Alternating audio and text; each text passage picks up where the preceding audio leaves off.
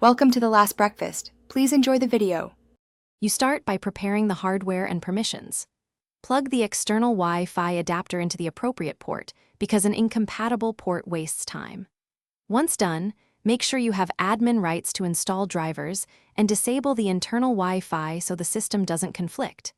If you downloaded drivers beforehand, keep that file ready. Otherwise, let the laptop reach the internet via Tether or temporary Ethernet. This sets a clean environment so driver installation proceeds smoothly.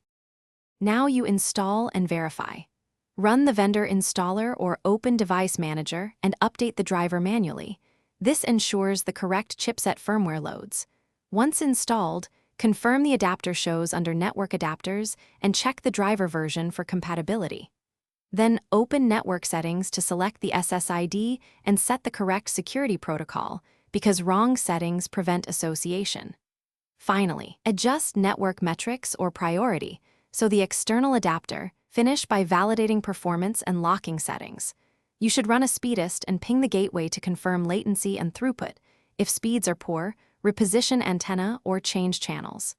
Make the external adapter primary by setting interface priority and only re-enable internal Wi-Fi when necessary. If things fail, a key troubleshooting tip: reinstall the driver, try another USB port or a powered hub, and ensure your OS has the latest network patches. These fixes resolve most adapter detection or stability issues. Thanks for watching. If this was helpful, leave a like and consider subscribing. See you next time.